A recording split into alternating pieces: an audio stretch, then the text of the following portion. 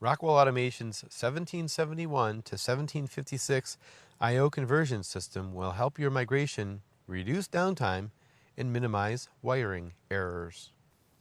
Traditionally, rewiring your I/O can be time and labor intensive and susceptible to wiring errors. But with the 1771 to 1756 I/O field wiring conversion system, the time and risk are minimized. Let's compare the conversion system method with the conventional hardware changeout. In both cases, we remove the power supply.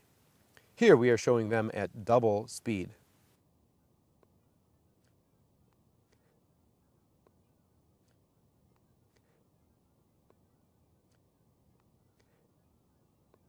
Now we watch as they remove the swing arms. This is the same for both the conversion system and the conventional methods.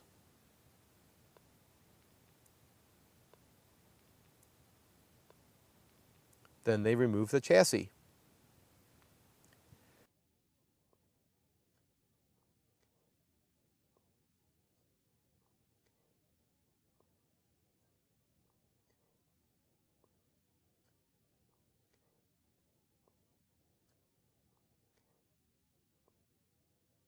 Now the similarity ends. Let's examine the differences.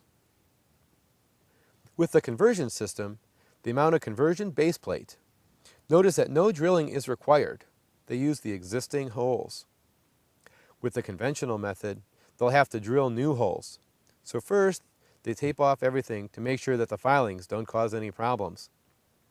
And then they can mark and drill the holes. On the conversion system side, they are now installing conversion modules. These will allow them to use the existing 1771 wired swing arms. Just snap them in and you are on to the next step. On the right, they are still drilling. With the conversion system, they just take the 1771 wired swing arms and push each into its associated adapter. The great thing is, they don't have to touch or change any of the terminal connections. Meanwhile, on the conventional side, they are still drilling those holes. The conversion system is finishing up the reuse of the existing wiring. Meanwhile, the conventional side is finally finishing drilling those holes.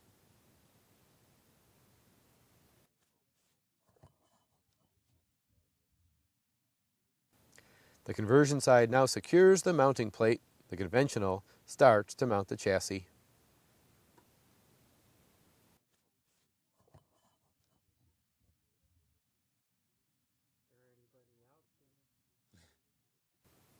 Now the conversion system is mounting the Controllogix chassis to the cover plate. Notice that all the holes were pre-drilled. Conventional now starts the rewiring of the swing arm, starting with the new wire labels.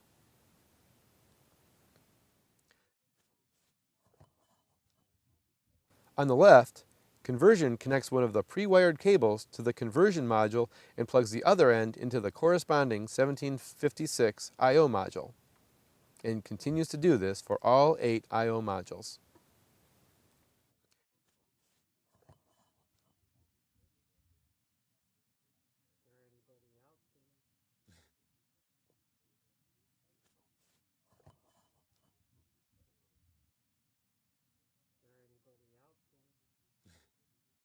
With the conversion system, the I/O migration on the left is done.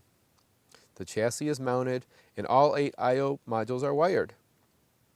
On the conventional side, they are not done.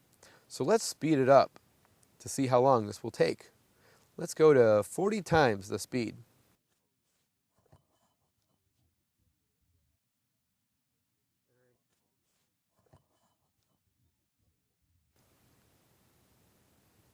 They sure are quick at wiring, but still far behind using the conversion system offered by Rockwell Automation.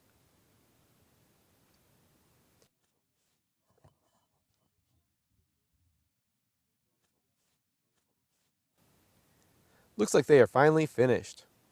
Wait, they only got one I/O module rewired. That means there are 7 more to go to make this comparison the same. The time to do the first module conventionally was over 27 minutes. So add in the next 7 modules, and the total time to do all the I/O is 2 hours, 24 minutes, and 41 seconds. Quite a difference. But let's not forget the other big advantage besides the inherent downtime and labor savings, the chance of a wiring error being significantly reduced. So now you see the difference. The 1771 to 1756 conversion system helps you reduce downtime and minimize wiring errors.